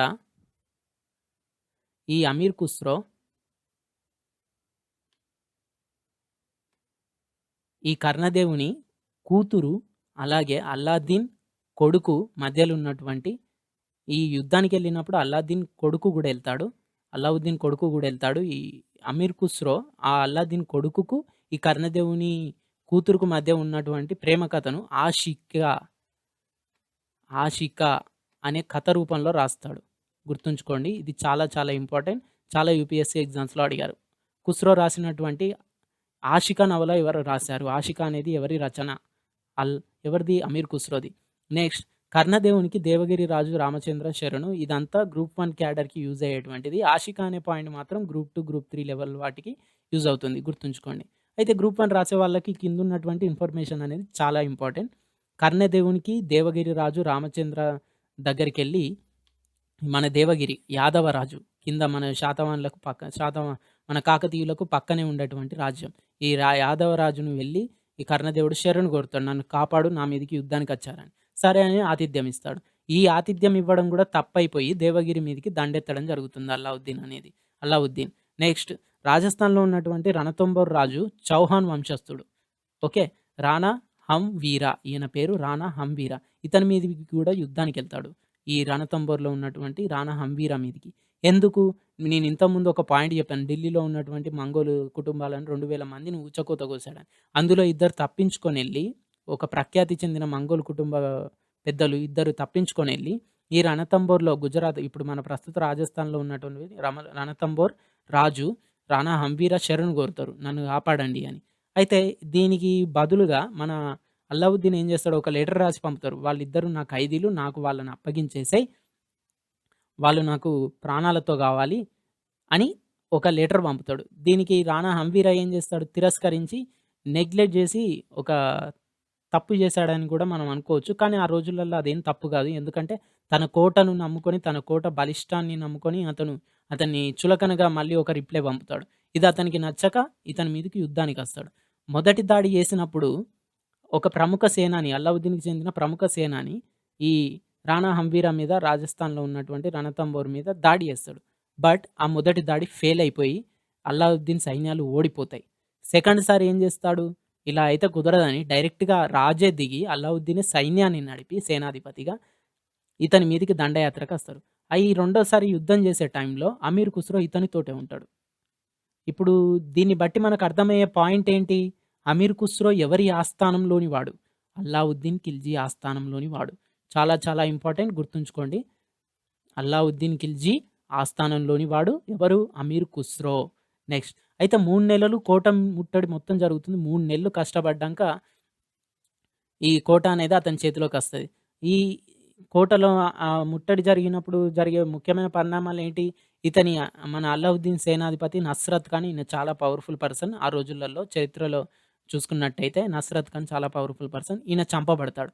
అలాగే ఇంకో సాడ్ ఇన్సిడెంట్ ఏంటంటే ఈ రాజు గూడా మరణిస్తాడు. హంవీర రాజు గూడా యుద్ధంలో మరణించడం అనేది జరుగుతుంది.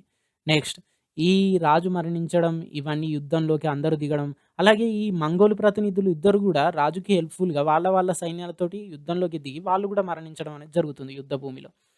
ఈ రాజ్యంలో ఉన్నటువంటి అంతఃపుర స్త్రీలు, కోటలో ఉన్నటువంటి స్త్రీలు ఆల్రెడీ గుజరాత్‌లో ఒక ఇన్సిడెంట్ అయింది. ఫస్ట్ గుజరాత్‌లో కర్ణదేవుని మీదకి దాడి చేసి అతని భార్యను ఎత్తుకుపోయి పెళ్లి చేసుకున్నాడు బలవంతంగానో, లేకపోతే ఇష్టపూర్వకంగానో అనే ఇన్సిడెంట్ వీళ్ళకు తెలిసి ఈ అంతఃపుర స్త్రీలందరూ ఏం చేస్తారు? తర్వాత మా పరిస్థితి ఎలా ఉంటుందో అనే బాధతోటి, సైన్యం ఏం చేస్తుందో అనే భయంతోటి అతి పవిత్రంగా భావించేటువంటి సతికి పూనుకుంటారు. గుర్తుంచుకోండి. 1301లో చౌహాన్ వంశంలో సతికి దిగుతారు. సతీ సహగమనం చేస్తారు. అంటే నిప్పు పెట్టి నిప్పులో దూకేస్తారు. ఇది ఆ రోజులలో గొప్ప విషయంగా భావించేవాళ్ళు. హిందూ వాటిలలో రాజపుత్రులైతే ఇంకా దారుణంగా ఫీలయ్యేవాళ్ళు. సతి అనేదాన్ని ఒక మూఢాచారంగా గాకుండా వాళ్ళ వాళ్ళ పవిత్రతను కాపాడుకోవడానికి ఒక పవిత్ర కార్యంగా భావించేవాళ్ళు. ఇది హిందూ మతం యొక్క గొప్పతనంగా ఆ రోజుల్లో ఫీలయ్యేవాళ్ళు. సతికి పూనుకుంటారు. అంతఃపుర స్త్రీలందరూ ఏకధాటిగా ఒక పెద్ద నిప్పు అంటించుకొని అందులో అందరూ దూకి చనిపోతారు. నెక్స్ట్ పర్షియన్‌లో జోహార్ వర్ణన చేయడం ఇదే మొదటిసారి. అయితే ఇక్కడ నేను ముందే చెప్పాను. అమీర్ ఖుస్రో ఎళ్ళాడు. అమీర్ ఖుస్రో రాజుతో పాటెళ్ళాడు. 3 నెలలు కోట ముట్టడి జరిగింది. తర్వాత అంతఃపుర స్త్రీలందరూ జోహార్ చేసుకున్నారు. సతీ సహగమనాన్ని అతను జోహార్ అని పలకడం జరిగింది. జోహార్లు అమరవీరులకు అని అంటాం గదా! జోహార్ అనే పదం ఇక్కడి నుంచి వచ్చినట్టుగా గూడా చెప్తారు. అంటే అదొక పవిత్ర కార్యంగా భావించడం జరుగుతుంది చనిపోయిన వాళ్ళను. ఓకే. ఈ జోహార్ వర్ణన అమీర్ ఖుస్రో తన రచనలలో చేశాడు పర్షియన్‌లో. ఓకే. జోహార్ సతీ సహగమనం గురించి వర్ణన చేసిన మొదటి ముస్లిం రచయిత ఎవరు అని గూడా చెప్పుకోవచ్చు దీన్ని బట్టి అమీర్ ఖుస్రో. ఈ యుద్ధాలకు సంబంధించిన మొత్తం మ్యాటర్ దేనికి గ్రూప్ 1 లెవెల్ వాటికి, గ్రూప్ 2 లెవెల్ వాటికి ఇంపార్టెంట్. గ్రూప్ 3 లెవెల్ వాటికి అనంటే మనం చూసుకున్నట్టయితే 'ఆషికా' అనే రచన ఒకటి. నెక్స్ట్ ఇక్కడ 'సతి' అనే రచన. నెక్స్ట్ 'అల్లావుద్దీన్ ఖిల్జీ' ఆస్థానంలోని వాడు అమీర్ ఖుస్రో అనే పాయింట్ ఇంపార్టెంట్. అమీర్ ఖుస్రో ఎవరి ఆస్థానంలోని వాడు? అల్లావుద్దీన్ ఖిల్జీ. నెక్స్ట్ 'ఆషికా' రచన ఎవరిది? ఖుస్రోది. ఇదే రణతంబోర్ కోట. ఓకే. ఇక్కడ మన ఈ రణతంబోర్ కోట రాజస్థాన్‌లోని రణతంబోర్ కోట ఇదే. చాలా పాపులర్. రాజస్థాన్‌లో ఉంది. అయితే ఇంకొక పాయింట్ ఏంటంటే మీరు గుర్తుంచుకోవాల్సింది రణతంబోర్ నేషనల్ పార్క్. ఈ Ranthambore national park wild life sanctuary అని మనం ఒక బిట్‌గా గూడా జీకేలో జరుపుతాం. National park. అయితే ఈ నేషనల్ పార్క్‌లోనే ఈ కోట అనేదుంది. రణతంబోర్ కోట అనేదుంది. టోకెన్ తీసుకొని మనం నేషనల్ పార్క్‌లోకి లోపడికెళ్తే ఈ రణతంబోర్ కోట అవుపడుతుంది. గుర్తుంచుకోండి. రణతంబోర్ నేషనల్ పార్క్‌లోనే రణతంబోర్ కోట ఉంది. చాలా చాలా ఇంపార్టెంట్ బిట్. ఇది రణతంబోర్ నేషనల్ పార్క్ అని చదువుతారు గానీ అందులోనే కోట ఉందనే విషయం మాత్రం చాలా మందికి తెలవకపోవచ్చు. చాలా చూడండి ఎంత పకడ్బందీగా కట్టబడిందో. నెక్స్ట్ రాజస్థాన్ మేవార్ రాజు రాణా రతన్ సింగ్. అయితే ఇతని మీదకి గూడా యుద్ధానికెళ్తాడు. రాజస్థాన్. ఈ రాజస్థాన్‌లో రణతంబోర్‌కెళ్ళిన తర్వాత నెక్స్ట్ రాజస్థాన్‌లోనే రాణా రతన్ సింగ్ మీదకి యుద్ధానికెళ్తాడు. అతన్ని ఓడించేస్తాడు. అయితే ఇతని మీదకి ఎందుకు యుద్ధానికెళ్తాడనంటే, వేరే రాజ్యం మీదకెళ్ళేటప్పుడు తన సైన్యం ఇతని రాజ్యం మీద నుంచి ఎళ్ళాల్సొచ్చే సిట్యుయేషన్ ఒస్తది. ఒక చిన్న సిట్యుయేషన్ ఒస్తది. ఇలా స్ట్రెయిట్‌గెళ్ళిపోవచ్చు. ఇక్కడ ఒక రాజ్యం మీదకి యుద్ధానికెళ్తాడు ఢిల్లీ నుంచి. ఈ రాజస్థాన్ సరౌండింగ్స్ నుంచి. అయితే ఇలా ఎళ్ళడానికి షార్ట్‌కట్ ఉంటే ఇతను మాత్రం పర్మిషన్ ఇవ్వకపోవడంతోటి తన సైన్యం మొత్తం చుట్టూ తిరిగి ఈ రాజ్యం మీదకి ఎళ్ళాల్సొత్తది యుద్ధానికి. దీన్ని పగను తను మనసులో బెట్టుకొని నాకు హెల్ప్ అడిగితే చేయవా? నేను గొప్ప రాజుని అనే ఉద్దేశంతోటి తన మీదకి తిరుగుబాటు చేసి రాణా రతన్ సింగ్‌ను చంపేయడం అనేది జరుగుతుంది. ఆహ్, యుద్ధం జేయడం అనేది జరుగుతుంది. ఇతని చిత్తోర్ దుర్గం చాలా బలమైంది గుర్తుంచుకోండి. నెక్స్ట్ కోట గూడా చూపెడతాను. చాలా క్యూట్‌గా గూడా ఉంటుంది. బ్యూటిఫుల్ కోట అది గూడా. నెక్స్ట్ అది బలిష్టమైన కోట. చాలా పకడ్బందీగా ఉండే కోట కాబట్టి 7 నెలలు పట్టింది ఆ కోటను ఆక్రమించుకోవడానికి. యుద్ధ రంగంలో రాజు మరణించాడని తెలుగు అకాడమీ పుస్తకం ప్రకారం ఉంది. కానీ సతీష్ చంద్ర ప్రకారం బుక్ రాసినటువంటి సతీష్ చంద్ర ఇంకా ఆధునిక చరిత్రకారులు ఇంకొంతమంది ప్రకారం ఈ రాజును స్పాట్‌లోనే చంపేయకుండా కొన్ని రోజులు ఖైదీగా ఉంచుకున్నాడని వాళ్ళ అభిప్రాయం. అయితే ఈ అంతఃపురంలోని రాణి పద్మిని అతని అల్లావుద్దీన్ చేతికి చిక్కకుండా జోహార్ చేసుకుంది. ఆ రాజు మరణించాడనే ఇన్ఫర్మేషన్ తెలియగానే ఈమె సతీ సహగమనంకి పూనుకుంది ఆస్థానంలో. ఎక్కడ మన కోటలో. ఇది ఇంపార్టెంట్. అయితే రాజస్థాన్‌లో ఉన్నటువంటి చుట్టూ సరౌండింగ్స్‌లో ఒక కథ అనేది ప్రాచుర్యంలో ఉంది. పద్మిని ఆమె చాలా పవర్‌ఫుల్ లేడీ. శ్రీలంకలో ఉండేది. ఈమెను దక్కించుకోవడానికి సప్త సముద్రాలు దాటి మన రతన్ సింగ్ ఎళ్లి వివాహం చేసుకున్నాడని ఒక కథ ఉంది. బట్ దీన్ని ఆధునిక చరిత్రకారులు నమ్మరు. అయితే ఈమెను లొంగదీసుకోవడానికే అల్లావుద్దీన్ ఈమె చాలా అందంగా ఉంటుంది. ఎవరు మన పద్మిని ఈమెను సొంతం చేసుకోవడానికే యుద్ధం చేశాడని గూడా పుకారుంది. అది తప్పు. ఆధునిక చరిత్రకారుల ప్రకారం నేనిక్కడ ఎక్స్‌ప్లెయిన్ చేసిన యుద్ధానికి సంబంధించిన సిట్యుయేషనే కారణం. నెక్స్ట్ సుల్తాన్ కుమారుడు కిజ్ర్ ఖాన్‌ను కొన్ని రోజులు ఇక్కడ వైస్‌రాయ్‌గా ఉంచిండు. ఆ రాజ్యాన్ని ఆక్రమించుకున్న తర్వాత. తర్వాత రతన్ సింగ్‌కు వరుస సోదరుడైనటువంటి ఇంకొక పర్సన్‌కి కజిన్‌కి అప్పగించేసి అచ్చేసిల్లు కోటననేది. అంటే వాళ్ళు ఒక విశాల సామ్రాజ్యాన్ని పాలించేటప్పుడు ఒకే పర్సన్ ఢిల్లీలో కూర్చొని రాజ్యం మొత్తం పాలించడం అంటే కష్టం. గుజరాత్ ఉంది, రాజస్థాన్ ఉంది, కింద వేరే వేరే రాజ్యాలున్నాయి. ఒకే పర్సన్ పాలించడం కష్టం. గవర్నర్‌ల నియామకం అనేది తప్పనిసరి. అందుకే వాళ్ళ వాళ్ళ ప్లేస్‌లకు వాళ్ళ గురించే ఎక్కువగా తెలుస్తది కాబట్టి అదే పర్సన్‌కి ప్రిఫరెన్స్ ఇచ్చేవాళ్ళు. టాక్స్ కట్టి పాలించుకోవడానికి. Just like సామంతరికం. ఇదే నేను ఇంతకుముందు చెప్పినటువంటి చిత్తోర్ కోట. చాలా బ్యూటిఫుల్‌గా ఈ వాటర్ చూడండి ఎంత బావుంటుందో. ఇది అసలు ఇండియాలో ఉన్నటువంటి ఒక టూరిస్ట్ ప్లేస్ అని అనుకుంటే మనం రాజస్థాన్ ఎళ్ళినప్పుడు ఖచ్చితంగా ఈ చిత్తోర్ కోట గూడా విజిట్ జేయాలి. నెక్స్ట్ 'అల్లావుద్దీన్ ఖిల్జీ దక్షిణ దండయాత్ర.' మనం కాకతీయుల టాపిక్ జెప్పుకున్నప్పుడు గూడా దీని గురించి డీప్‌గా డిస్కస్ జేయడం జరిగింది. ఈ కాకతీయుల టాపిక్‌లో మనం డిస్కస్ జేసుకున్నప్పుడు 'అల్లావుద్దీన్ ప్రతాపరుద్ర II' మీదికి వచ్చినప్పుడు మేబీ కాకతీయుల మీద నేను జేసినటువంటి సెకండ్ వీడియోలో గావచ్చు నేను కవర్ జేసింది. దీంట్లో మనం యాదవరాజు మీద దాడి జేయడం, నెక్స్ట్ ప్రతాపరుద్ర మీద దాడి జేయడం లాంటివి చెప్పుకున్నాం. అయితే ఇక్కడ ఒకసారి వీడియోని పాజ్ జేసి మీరు అబ్జర్వ్ జేసినట్టయితే దేవగిరి యాదవరాజు మీదికి ముందు మాలిక్ కఫూర్‌ని నేతృత్వంలో 1307లో మొట్టమొదటిసారి దక్షిణంలో ఖిల్జీ సేనలు ఎవరి మీదికి దండెత్తాయి? దేవగిరి మీదికి. దేవగిరి రాజు మీదికి దండెత్తాయి మాలిక్ కఫూర్ నేతృత్వంలో. అయితే ఫస్టు ఈ రామచంద్ర ఓటమి పాలై గౌరవప్రదంగా ఢిల్లీకి తీసుకెళ్ళబడతాడు. కొంతకాలం తర్వాత రాయ్ రామన్ అనే బిరుదు, రాయ్ రాయన్ అనే బిరుదుతోటి రాజు చేత సత్కరించబడి ఒక బంగారు ఛత్రం అంటే అది ఆ రోజు రాచరికానికి గుర్తు. ఒక రాజుకిచ్చే గౌరవం బంగారు ఛత్రం అనేది. 1,00,000 టంకాల బహుమానం. అంటే అది నగదు ఆ రోజుల్లో ఉన్నటువంటి కరెన్సీ అంతా ఇచ్చి ఈ రాజును రాయన్‌ను సన్మానిస్తాడు. ఎవరు? ఖిల్జీ. అయితే గుజరాత్‌లోని ఒక జిల్లాను గూడా పాలించుకోవడానికి అప్పగిస్తాడు. టాక్స్ తీసుకో, నువ్వు వసూలు జేసుకో అని. ఇవన్నీ ఎందుకిస్తాడు? దక్షిణంలో పాగా ఏయాలంటే అక్కడున్నటువంటి ఒక బలమైన రాజు సహకారం అల్లావుద్దీన్ ఖిల్జీకి చాలా ఇంపార్టెంట్. అందుకే ఈ పర్సన్ చాలా బలవంతుడని తెలిసి ఇతన్ని ఆక్రమించుకోవడానికి ఇతన్ని మభ్యపెట్టి అలా లోబరుచుకుంటాడు.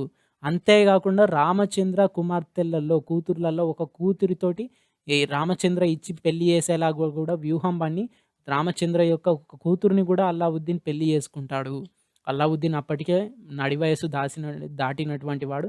నన్నడిగితే ఈ రామచంద్ర ఏజ్ గ్రూప్ వాడు గావచ్చు. అయినా గూడా ఒక కుమార్తెనిచ్చి ఈ రామచంద్ర పెళ్లి చేశాడనంటే అల్లావుద్దీన్ ఖిల్జీ ఎంతగా లోబరుచుకున్నాడో మానసికంగా మనకర్థమవుతుంది ఆ పరిస్థితులు. నెక్స్ట్ 1307లో దేవగిరి పైన, తర్వాత 1308లో ప్రతాపరుద్ర II కాలంలో చేయడం జరిగింది. ఆయన ఓటమి పాలయ్యిండు. నెక్స్ట్ హోయసల రాజు వీరబల్లాల మీద ఆహ్, వీరబల్లాల II మీద చేశాడు. నెక్స్ట్ హోయసలల మీదికెళ్ళి అక్కడ కూడా వీరబల్లాల ఓటమి పాలయ్యాడు. నెక్స్ట్ 1311లో పాండ్య రాజ్యం సుందర పాండ్య విన్నపం మీద యుద్ధం చేశాడు. అంటే ఈ పాండ్య రాజ్యంలో అంతర్యుద్ధం చెలరేగుతది. అంటే వారసత్వ పోరు. ఒక రాజు తర్వాత ఎవరు రాజు గావాలి అని ఇద్దరు రాకుమారులు కొట్టుకునే యుద్ధమే వారసత్వ పోరు. అయితే అందులో పాల్గొనే వారసత్వ పోరు ఎవరెవరికి? సుందర పాండ్యకు, నెక్స్ట్ వీరపాండ్యకు మధ్యలో జరుగుతది. ఈ అల్లావుద్దీన్ ఖిల్జీ చాలా బలవంతుడు. ఇక్కడి దాంకొచ్చాడు.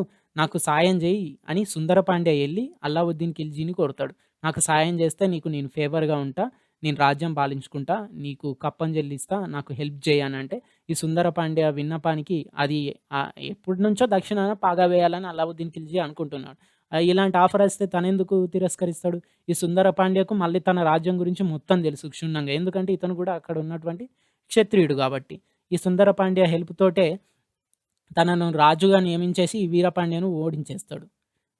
కాకపోతే ఇక్కడ జరిగేటువంటి నెగెటివ్ పాయింట్ ఏంటంటే అనేక దేవాలయాలు ధ్వంసమైతాయి. ఇస్లాం షరియత్ ప్రకారం దేవుడొక్కడే. ఒక్కరినే చేయాలి. నెక్స్ట్ ఇంకో ఇంపార్టెంట్ పాయింట్ ఏంటి విగ్రహారాధన ఇస్లాంలో నిషిద్ధం షరియత్ ప్రకారం. దేవునికి రూపం అనేది ఆకృతించి మనం మొక్కడం, పూజలు జేయడం అనేది ఇస్లాం షరియత్ ప్రకారం తప్పు. అందుకే దేవాలయాలను వీళ్ళు ధ్వంసం జేసింది. ఎవరు? ఇస్లాంలు. షరియత్ ప్రకారం ఇదంతా తప్పు అని పరమత సహనం లేని చాలామంది ముస్లిం రాజులు ఈ దేవాలయాలను అనేక దేవాలయాలను చరిత్రలో ధ్వంసం జేయడం జరిగింది. ఈ రాజ్యాల గురించి, ఈ యుద్ధాల గురించి గ్రూప్ 1 క్యాడర్ లెవెల్ ప్రిపేర్ అయ్యే వాళ్ళకి ఇంపార్టెంట్. నెక్స్ట్ ఇది ఒక మ్యాపు. దీన్నోసారి మనం డీప్‌గా చూస్తే పైనుంచి ఇది ఢిల్లీ సింహాసనం. ఇక్కడి నుంచి ఈ దేవగిరి ప్రాంతం ఇదంతా. నెక్స్ట్ ఇది కాకతీయుల ప్రాంతం. ఇది హోయసల. ఇక్కడ చిట్ట చివర మదురై కింద ఇంకా పాండ్యుల రాజ్యం ఇక్కడుంది. ఇక్కడి దాంకా గూడా వారసత్వ పోరుని యూజ్ జేసుకొని ఈ కాకతీయులు, ఈ ఢిల్లీ సుల్తాన్‌లు పాక్కుంటూ చివరి వరకు గూడా రాగలిగారంటే ఎంత అభివృద్ధి చెందారు. అల్లావుద్దీన్ ఖిల్జీ కాలంలో దక్షిణం మొత్తం పాకేసిల్లు. నెక్స్ట్ అల్లావుద్దీన్ ఖిల్జీ చేసినటువంటి పాలనా సంస్కరణలు ఇవి ఇంపార్టెంట్ గుర్తుంచుకోండి. గ్రూప్ 2 లెవెల్ అయినా, గ్రూప్ 3 లెవెల్ అయినా. అయితే సామంతులు రాజుకు నా డబ్బులతో పాటు గుర్రాలను గూడా ప్రతి సంవత్సరం సరఫరా జేయాలి. యుద్ధానికి వాడుకోవడానికి సంబంధించిన గుర్రాలను. అయితే అందరూ నాసిరకం గుర్రాలను పంపడం స్టార్ట్ జేసిల్లు. ఏదో కథ ఉంటది గదా! పాలు పోసినప్పుడు ఒక డ్రమ్ములో అందరూ ఇంటింటి నుంచి ఒక అక్బర్, బీర్బల్ కథ.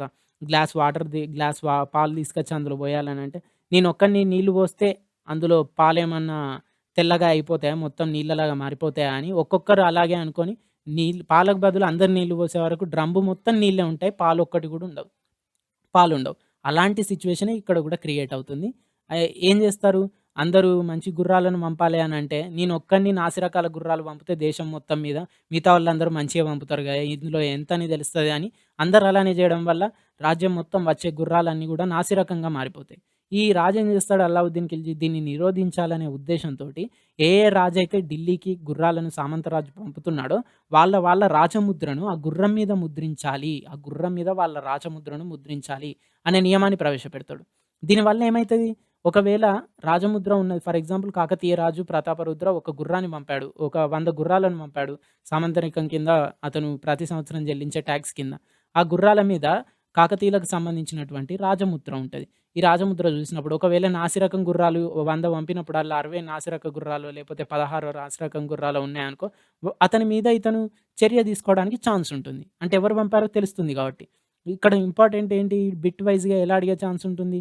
గుర్రాలపై ముద్రలు ముద్రించి సరఫరా చేసేటువంటి నియమాన్ని నియమించినటువంటి ఢిల్లీ సుల్తాన్ ఎవరు? అల్లావుద్దీన్ ఖిల్జీ. నెక్స్ట్ సైనికులకు నగదు రూపంలో గూడా జీతం చెల్లించిన మొట్టమొదటి రాజు ఇండియా మొత్తంలోనే. గుర్తుంచుకోండి. ఇండియా మొత్తంలోనే మొట్టమొదటి రాజు. యాక్చువల్‌గా ఇదివరకు ఏం చేసేవాళ్ళు? ఒక గ్రామాన్ని సైనికులకు అప్పగించి దాని మీద వచ్చే టాక్స్‌ను మీరు పంచుకోండి అని వదిలేసేవారు. జాగీర్దారీ వ్యవస్థలాగా. కానీ ఈ పర్సన్ ఏం చేశాడు అల్లావుద్దీన్ ఖిల్జీ? అలా జాగీర్దార్లన్నిటిని రద్దు చేసేసి ప్రతి నెల, ప్రతి సంవత్సరం గూడా జీతాలిచ్చేవాడు. అంటే ఇప్పుడు గుర్తుంచుకోవాల్సిన పాయింట్ ఏంటి? సైనికులకు నగదు రూపంలో జీతం ఇవ్వడం స్టార్ట్ చేసిన తొలి రాజు ఎవరు? గుర్తుంచుకోండి. తొలి రాజు నేననేది ఇండియా మొత్తంలోనే తొలి రాజు ఎవరు? అల్లావుద్దీన్ ఖిల్జీ. సైనికులకు ఆ రోజులల్లో అతనిచ్చే జీతం చరిత్రకారుల నమోదు ప్రకారం 234 ఉండేదట టంకాలు. టంకా అనేది అప్పటి కరెన్సీ పేరు. సైనికులకు మార్కెట్ శిబిరాలు గూడా ఏర్పాటు జేశాడు. ఇప్పుడు మన ఆర్మీ పర్సన్స్‌కి గూడా ఒక్కొక్క ఏరియాలో వాళ్ళకు సెపరేట్ మార్కెట్స్ ఉంటాయి. ఈ రిలయన్స్ ఫ్రెష్ లాంటియే సెపరేట్ మార్కెట్స్ గవర్నమెంట్ ఆథరైజ్ చేస్తూ ఉంటుంది. దాంట్లో వాళ్ళకు తక్కువ ధరకే అన్నీ దొరుకుతూ ఉంటాయి. ఫర్ ఎగ్జాంపుల్ లిక్కర్ అయినా గానివ్వండి, లేకపోతే ఒక బైక్ గొన్నా గానివ్వండి, ఫర్ ఎగ్జాంపుల్ ఓ 60,000 బైక్ ఉంటే మన ఆర్మీ పర్సన్స్‌కి అది 52,000, 47,000కి వచ్చే ఛాన్స్ ఉంది. మిగతా సబ్సిడీ అంతా గవర్నమెంట్ పే చేస్తది. అలానే ఇతను గూడా మార్కెటింగ్ సంస్కరణలు తెచ్చి తక్కువ జీతమే సైనికులకిచ్చేది. బట్ వాళ్ళ తక్కువ జీతంలోనే ఎక్కువ హుందాగా బతకడానికి రేట్లనన్నిటిని ఒక మార్కెటింగ్ శిబిరాలు ఏర్పాటు జేసి, అక్కడ అమ్మే ఓన్లీ ఈ సైనికులకే అమ్మేవాళ్ళు. తక్కువ ధరకు అమ్మేవాళ్ళు. ఇలాంటి విధానం గూడా ప్రవేశపెట్టిందెవరు? మన అల్లావుద్దీన్ ఖిల్జీనే. ఓకే. అయితే ఈ మార్కెటింగ్ సంస్కరణను పర్యవేక్షించే పర్సన్‌ను మాలికి యాకూబ్ అని పిలిచేవారు. ఇది గ్రూప్ 1 లెవెల్‌కి ఇంపార్టెంట్ పాయింట్. నెక్స్ట్ మార్కెటింగ్ సంస్కరణలు, ధరల నియంత్రణ చేసే శాఖను ఈయన పెట్టిన పేరు దివాన్-ఇ-రియాసత్. నెక్స్ట్ అయితే ఇంకొక ఇంపార్టెంట్ పాయింట్ ఏంటంటే మోసాలకు పాల్పడే వ్యాపారులను చాలా కఠినంగా శిక్షించేవాడట. అంటే ఎంత కఠినంగా అంటే ఫర్ ఎగ్జాంపుల్ ఎవరన్నా తూకం వేసినప్పుడు తప్పుకు మోసానికి పాల్పడినట్టు తెలిస్తే, తూకం వేసినప్పుడు మోసానికి పాల్పడినట్టు తెలిస్తే, అతని మాంసాన్ని ఆ పర్సన్ మోసం చేసినటువంటి పర్సన్ తొడ మాంసాన్ని కోసి, ఈ తూకంలో కొలిచి అమ్మేవాడట. ఎవరు? అలాంటి సంస్కరణలు తీసుకొచ్చాడట అల్లావుద్దీన్ ఖిల్జీ. అంత కఠినంగా ఉండేటియి ఆ రోజులలో తప్పుకు పాల్పడితే. ఒక చరిత్రకారుని ప్రకారం ఆ రోజులలో నమోదు చేసిన వాటి వివరాలు ఇలా ఉన్నాయి. బియ్యం రేటు 1 జిటాల్, బార్లీ రేటు 4 జిటాల్లు, గోధుమల రేటు, మేలు రకం గుర్రం రేటు, మేలు రకం ఆవు, సాధారణ ఆడ బానిస, మగ బానిస.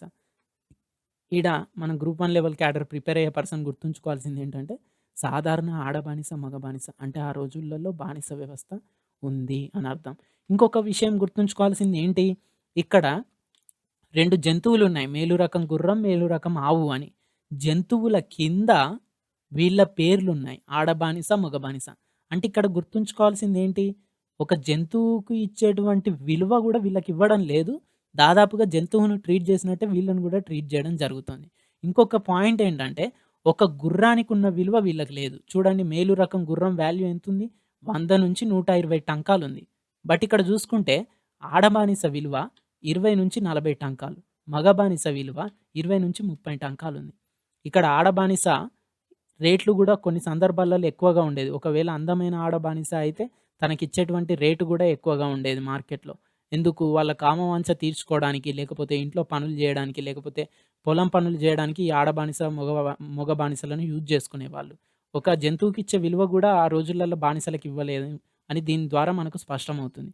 బట్ ఈ అల్లావుద్దీన్ ఖిల్జీ ఏం జేశాడనంటే, చేసిన మంచి పనేంటంటే, కొన్ని నియమాలను రూపొందించాడు. ఏంటి ఆ నియమాలు? బానిసలకు తప్పనిసరిగా గుడ్డ ఇవ్వాలి. అంటే తిండి బెట్టాలి వాళ్ళకి, కట్టుకోవడానికి బట్ట ఇవ్వాలి, నివసించడానికి ఇల్లు చూపించాలి, గూడు ఉండాలి అనేటువంటి రూల్స్ బెట్టాడు. ఆ రోజులలో సొంతానికి పనిజేసే, స్వేచ్ఛకు పనిజేసేటువంటి పర్సన్స్ కంటే వీళ్ళే ఎక్కువగా స్వేచ్ఛగా బతికారని, కొన్ని తిట్లు తిన్నా, చివాట్లు తిన్నా గూడా వీళ్ళే హ్యాపీగా బతికారని కొంతమంది చరిత్రకారుల అభిప్రాయం. నెక్స్ట్ నదుల మధ్య ప్రదేశంలో సాగులో ఉన్న భూమి ప్రాతిపదికన భూమి శిస్తు నిర్ణయించి పన్ను వసూలు చేసిన మొదటి సుల్తాన్ అల్లావుద్దీన్ ఖిల్జీ. గుర్తుంచుకోండి. ఇది గూడా ఇంపార్టెంట్. అంటే ఇప్పుడు నార్లగడ్డ అంటారు నదుల మధ్య ఉండే ప్రదేశం. ఇది సతీష్ చంద్ర ఆధునిక చరిత్రకారుని బుక్ ప్రకారం అల్లావుద్దీన్ ఖిల్జీ పర్సన్ స్టార్ట్ చేసిండు. అంటే ఇప్పుడు దేశం మొత్తం గూడా ఒకే రకమైన భూమి ఉంటదా? ఇదంతా ఒక కంట్రీ అనుకుంటే దేశం మొత్తం గూడా ఒకే రకమైన భూమి ఉంటదా? ఇక్కడో రకమైన భూమి ఉంటది. ఫర్ ఎగ్జాంపుల్ ఒక నది ఉంటే, ఆ నది చుట్టూ తీర ప్రాంతంలో ఉండే భూమి వేరే ఉంటది. నెక్స్ట్ రాజధాని నగరమైనా, ఏ నగరమైనా ఎక్కడైనా ఒక్కొక్క ప్రదేశాన్ని బట్టి ఒక్కొక్క రకం భూమి ఉంటది. అయితే నదుల మధ్య ఉండే ప్రదేశం సారవంతమైంది ఉంటది. దానికి 24 అవర్స్ వాటర్ ఫెసిలిటీ అనేది చాలా బాగుంటుంది. దాంట్లో పంటలు గూడా అధికంగా తీసే ఛాన్స్ ఉంటుంది. అంటే అక్కడ టాక్స్ ఎక్కువగా వసూలు జేయాలి. మిగతా ప్లేసులతోటి పోలిస్తే అక్కడ ఎక్కువ వసూలు జేయాలి అనే ఉద్దేశంతోటి భూమి టాక్స్, ల్యాండ్ టాక్స్ నిర్ణయించి ఆ టాక్స్‌ను వసూలు చేసిన ఫస్ట్ కింగ్ అల్లావుద్దీన్ ఖిల్జీ. గుర్తుపెట్టుకోండి. ఇది గ్రూప్ 1 క్యాడర్‌కి చాలా ఇంపార్టెంట్ పాయింట్‌గా రాసుకోవచ్చు. అయితే గ్రూప్ 2లో డీప్‌గా అడిగే ఛాన్స్ ఉన్నప్పుడు మాత్రమే ఇలాంటి పాయింట్స్ అడుగుతారు. నెక్స్ట్ అల్లావుద్దీన్ ఖిల్జీకి అత్యంత ఇష్టమైన మాలిక్ కఫూర్ తర్వాత ఇతనికి విషమిచ్చి చంపాడని చరిత్రకారుల అభిప్రాయం.